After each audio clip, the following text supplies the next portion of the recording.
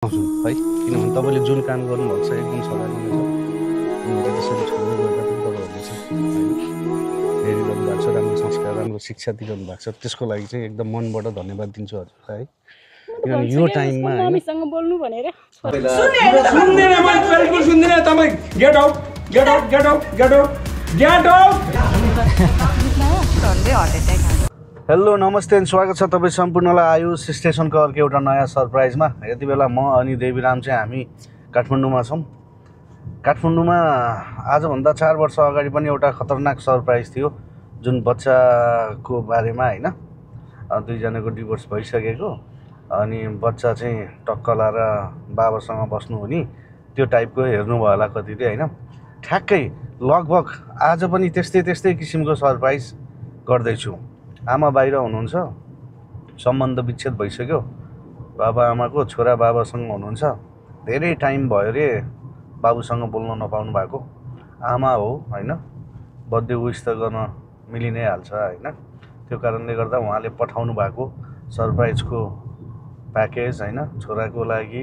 केही कपडा हाम्रो प्याकेजहरू पहिला पनि ठ्याक्कै यस्तै कपडा हाम्रो प्याकेजै थियो, अहिले पनि ठ्याक्कै सामानहरू नि लगभग त्यस्तै नै छ।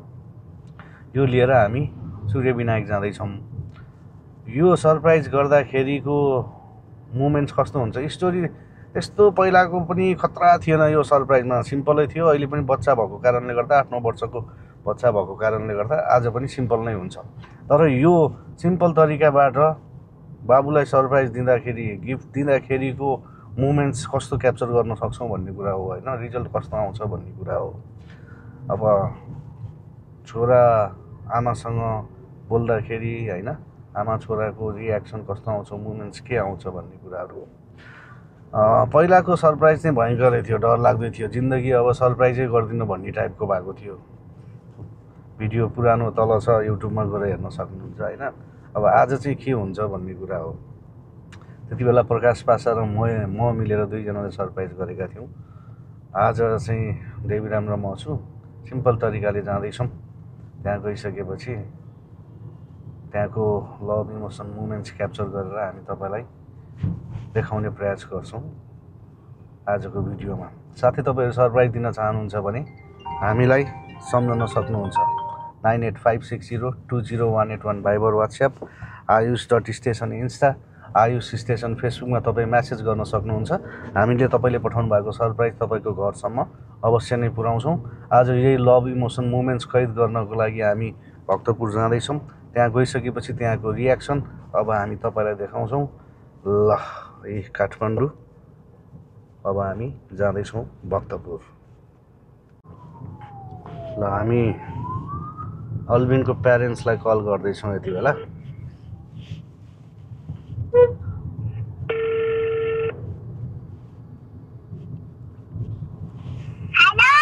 हेलो अल्बिन, खै घरमा को हुनुहुन्छ? मामुलाई दिनुहोस् न। हजुर नमस्कार। हजुर नमस्कार। म बाबुको स्कुलबाट, आज बाबुको बर्थडे हो नि त होइन? हजुर केक लिएर आएको थिएँ, कहाँनिर आऊँ भनेर के त्यो सोध्नलाई। बाबुको स्कुलबाट निरबाट? हजुर केक चाहिँ कहाँ लिएर? दार्जिलिङ हाइट। दार्जिलिङ हाइट? हजुर देउराली खाजा घर। ए तपाईँहरूकै रेस्टुरेन्ट हो त्यो, खाजा घर हो? हजुर हजुर तपाईँहरूकै खाजा घर हो त्यो? हजुर हाम्रो अरू छिमेकीको। ए दार्जिलिङ हाइट देउराली खाजा घर। खाजा उयोबाट तपाईँ रोशन फार्मेसी आउनु भएको? भक्तपुरमा होइन र त्यो त? त्यही म भक्तपुरमा। त नि हुन्छ। म दार्जिलिङ हाइट गुगल म्यापमा हान्नु पर्ला है? होइन तपाईँ दार्जिलिङ हाइटमा कहाँबाट आउनु? मिरोबाट आउनु होइन? होइन अहिले चाहिँ हामी यता के अरे यो के भन्छ यो एयरपोर्ट साइडबाट आउनु लागेको हो क्या, त्यही भएर। एयरपोर्ट साइडबाट? हजुर। मिनरबाट स्कुलबाट ल्याउनु लाग्नु भएको? अनि यता हामीले चाहिँ केक यता अर्डर दिएको थियौँ, यहाँबाट लिएर आउनु लागेको हो। यदि त्यस्तो केही कन्फ्युज भयो भने म फेरि तपाईँलाई कल गर्छु नि। त्यहाँ देउराली हाइट दार्जिलिङ हाइट आएर। हजुर पहिला त यस्तो नानीहरूको बर्थडेमा के गर्छ थिएन त्यस्तै बर्थडे नानीको बर्थडे अहिले नयाँ सिस्टम गर्न लाग्यो हो क्या हामीले नयाँ सिस्टम हजुर त्यही भएर पहिला बाबाहरूको बर्थडेमा के राख्छ अचानक फोन आयो मलाई अचम्म लाग्यो क्या त्यही भएर अचल चाहिँ केक चाहिँ हामीले त्यसरी गरिरहेको छौँ कि ए अनि तपाईँ यसमा दार्जिलिङ आएर आउनु होइन हजुर प्रसन फार्मेसी छ एउटा लेफ्ट साइडमा होइन हजुर अनि राइट साइडमा चाहिँ ग्रिन क्याफे भन्ने खाजा घर छ यस्तो उकालोमा मेरो पार्टी पनि छ पार्टीबाट तपाईँ सिधै माथि नगएर चाहिँ त्यो लेफ्ट साइडमा लाग्नु लेफ्ट साइडमा लागेपछि तपाईँ फेरि सिधै त्यो नलागेर फेरि राइटमा लेफ्टमा नलागेर राइटमा त्यहाँबाट सिधै आइपुग्छ माथि बस्ती रोड चाहिँ अलिकति हस् हुन्छ ल तपाईँको त्यो पार्टीभित्र छिरेपछि देउराली खाजा घर जाने बाटो कुन भन्नु है ए हस् हस् कल गर्नु हस्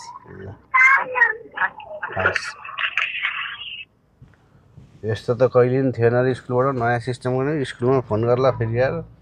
भएन भन्ला फेरि आपत पर्ला गएको थिएँ ठिक छ तर पछि हामी भनिहाल्छौँ हामी स्कुलबाट आएनौँ भनेर चाहिँ पहिलाको स्टोरी पनि यस्तै थियो जाँदैछौँ के अरे अब गुगल म्यापले यही देखाएको छ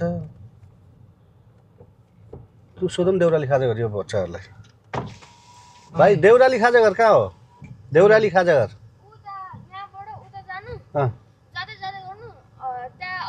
ए हस् ल थ्याङ्क यू ल ठिकै ठाउँमा आएर चाहिँ आउनु त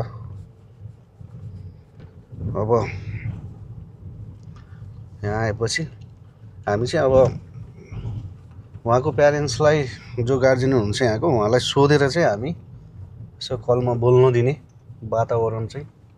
मिलाउँछौँ हेरौँ अब के हुन्छ होइन अब जाँदै चाहिँ छौँ के अरे अलि अगाडि ल अब अनुमति अब आमा हो बर्थडे विस गर्न पाइहाल्नुहुन्छ जसले जसलाई पनि शुभकामना जन्मदिनको दिन त मिल्यो तर यहाँको कन्डिसन के हुन्छ कस्तो हुन्छ कुरा गर्छौँ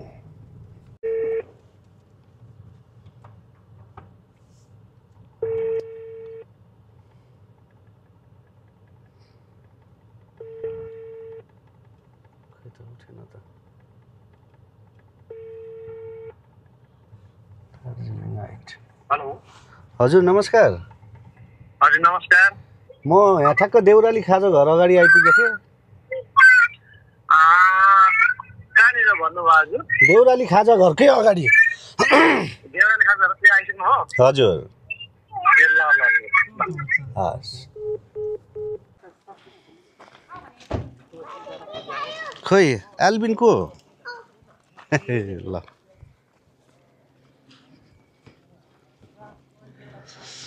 ह्याप्पी बर्थडे हजुर के अरे उसको आज बर्थडे हो नि त हजुर समाउनु होइन अझले समाइदिनु खास के हो भन्दाखेरि हामी तपाईँहरूको आन्तरिक कुराहरू केही पनि सोध्दैनौँ हामी चाहिँ पोखराबाट यो सरप्राइज दिन आएको हो यो सरप्राइज चाहिँ उसको मम्मीले पठाउनु भएको बाबुलाई होइन बर्थडेको दिनमा विस गर्नलाई होइन हामी मनसँग मन जोड्ने भनेर टाइटलमा हेर्नुभएको छ हाम्रो भिडियोहरू त्यस्तो कुनै हामी नेपालभरि नै पुग्छौँ दार्जिलिङ सिक्किमसम्म गएर गरेको छौँ अनि मेरो बाबुको बर्थडे 5 गते गएर विस गरिदिनु न भन्नुभएको थियो त्यो भएको हिसाबले अरू सामान पनि छ बाबु मम्मीलाई कति सम्झिन्छ सम्झिन्न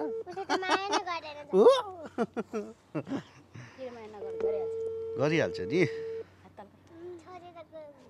होइन है के हो हजुरको नाम निमा रिमा दाँत त फेरि होइन दाँत त किराले खाइदिएछ ल ह्याप्पी बर्थडे भन्नुहोस्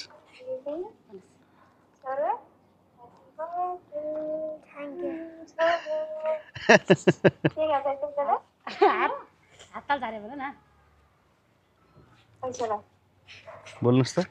आउनु अरू सामान नि छ बोल्दै गरौँ आउनु आउनु आउनु त्यो हजुरले समाइदिनु अरू सामान नि छ क्या ल बोल्नुहोस् ल आउनु नानी रिमा आउनु त अरू सामान नि छ कतिमा पढ्नुहुन्छ 3मा है 3मा कस्तो छ पढाइ राम्रो छ ल बोल्नु त म अरू सामान नि दिन्छु मम्मीसँग बोल्दै गर्नु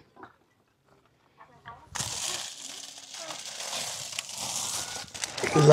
ए ह्याप्पी बर्थडे है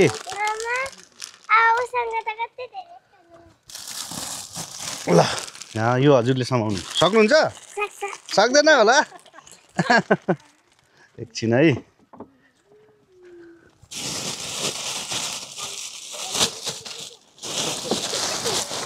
सक्छ कि नै ल यो कसले समाउने ल यो हजुरले है अनि पर्खिनु है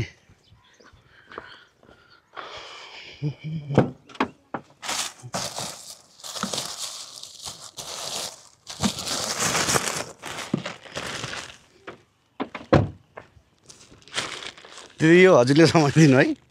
उनीहरू पर्खिनु है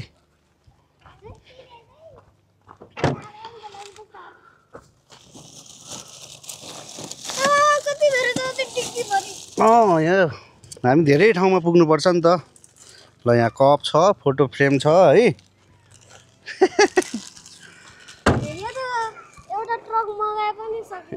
एउटा ट्रक मगाउनु पर्यो ल है ल अन्यथा नलिनु होला है अब तपाईँहरूको पारिवारिक कुरा के कस्तो छ त्यो हामी जान्न नि चाहन्नौँ होइन तर हामी चाहिँ मनसँग मन जोड्ने एउटा माध्यम मात्रै हो है अन्यथा नलिनु होला स्कुलबाट भनेर ढाँटे है सरी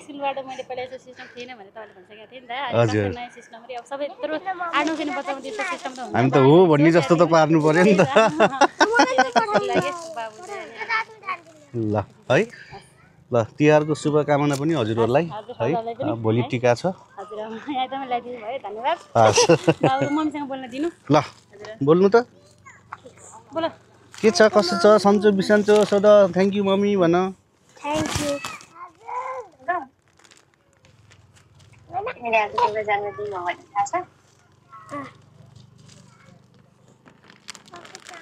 खुसी लाग्यो खुसी भयो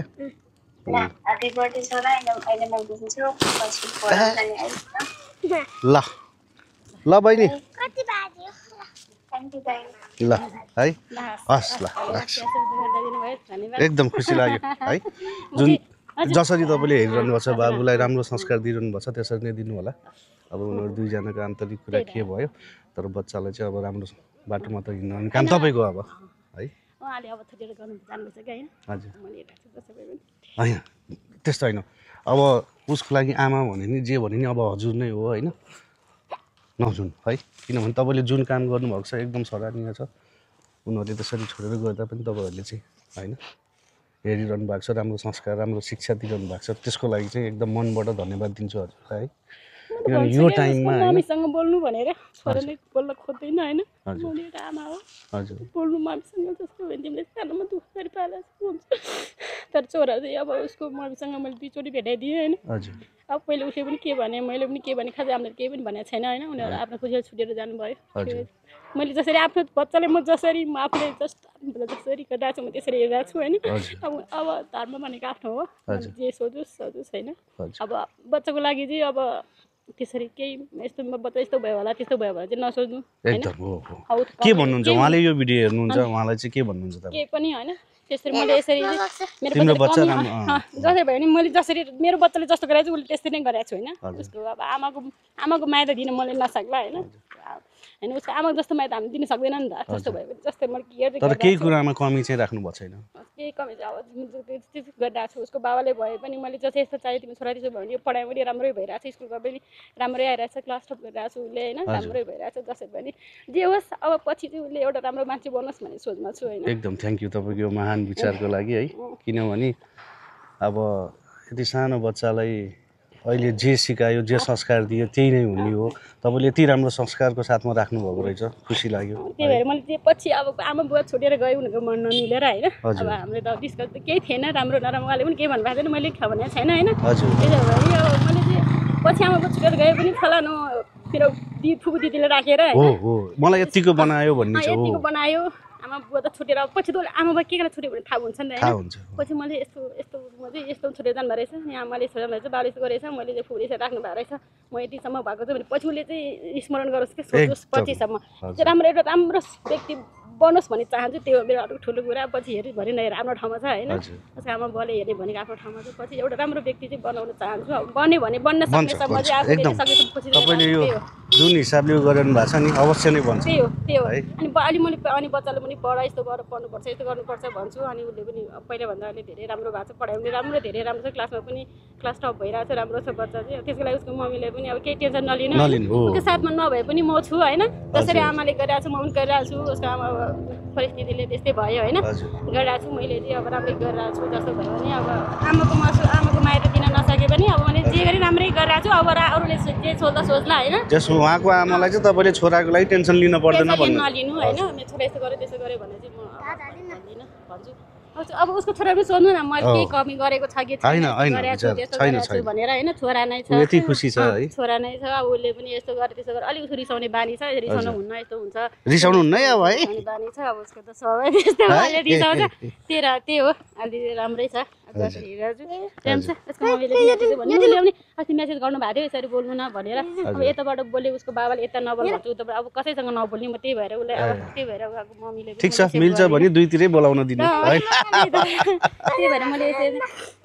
यसो पनि गरिनँ उसको मम्मीले मैले भने म चाहिँ बाबु तिमी बोल न मम्मीसँग बोल भनेको नबोल्ने म नबोल्ने भन्छ जबरजस्ती गर्ने कुरा भएन होइन पछि मनाएपछि आफै बोल्छ होइन आफै भेट्छ अब हामी जबरजस्ती गर्ने कुरा भएन अलिअलि ठुलो भएपछि आफै बुझ्छ मेरो मम्मी यस्तो रहेछ मेरो बाबा यस्तो रहेछ मैले भेट्नुपर्छ भने उसले बुझ्छ होला होइन पछि गएर चाहिँ अहिले चाहिँ ऊ बोल्दिनँ भन्छ मलाई अस्ति पनि दसैँसम्म बोल्न तिम्रो मम्मीसँग भनेको बोल्न चाहेन पछि अब बुझ्दै जान्छ बुझ्दै जान्छ हामीले भन्दा उनीहरू अब नयाँ जेनेरेसन उसले उनीहरूलाई हामीले भन्दा उसले बुझ्छ होइन बुझ्छ ऊ आफूले भेट्छ मम्मीको माया यस्तो बाबा यस्तो रहेछ मैले यस्तो गर्नुपर्ने रहेछ भने ऊ आफैले छुट्याउँछ सबै कुरा अब आफै अब जान्ने भइरहेछ अब जान्छ भन्ने कुरा लागिरहेछ मलाई पनि अब उसको मम्मीले पनि केही कमी हुन दिइरहेको छैन नसोच्नु बर्थडे गिफ्ट आएकोमा धेरै खुसी लाग्यो होइन तर बाबु धेरै खुरुङ्ग भइरहेछ उसको अब मानव उसको हिजो आन्टी बा उसको अब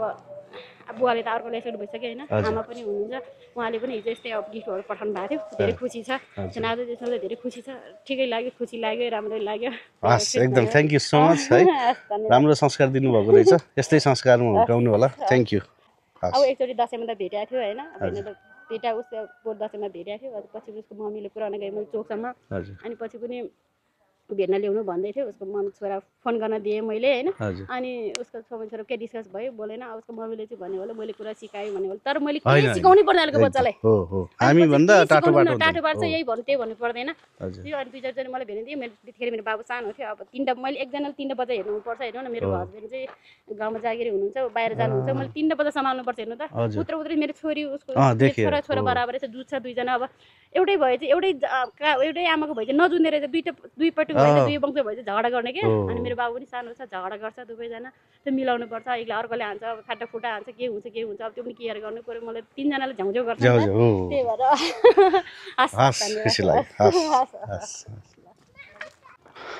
ल सूर्य विनायक दार्जिलिङ हाइट आयो फुपू दिदी हुनुहुँदो रहेछ राम्रोसँग हुर्काइदिनु भएको छ बहिनी तपाईँको छोरोलाई होइन टेन्सन लिनु पर्दैन अब उहाँले पनि तपाईँसँग बोल्नु नै भन्नुहुँदो रहेछ होइन यो कुराले चाहिँ उहाँले चाहिँ राम्रो तरिकाले राख्नु भएको रहेछ अब ढुक्क हुनुहोस् है टाइममा कल गर्दै गर्नुहोस् बोल्दै गर्नुहोस् है बच्चाको लागि के आवश्यक छ ती सामानहरू पठाउँदै गर्नुहोस् है अब जे जस्तो भयो भइहाल्यो ल अब फुपू दिदीको आँखाबाट आँसु झऱ्यो होइन यो चाहिँ अलिकति छुट्टै किसिमको आँसु है ल मनसँग मन जोड्दै जाने क्रममा आमा छोरालाई बोलाउन चाहिँ हामी बोलायौँ होइन बोल्न दियौँ अनि राम्रै कुरा गर्नुभयो धेरै राम्रो कुरा गर्नुभयो फुपू दिदीले ल आजको सरप्राइज भिडियो तपाईँहरूलाई कस्तो लाग्यो राम्रो लागेको भए लाइक सेयर सब्सक्राइब गरिदिनु होला फेरि भोलि अर्को सरप्राइजमा भेट्ने बाचाको साथमा अहिले हामी छुट्छौँ बाई बाई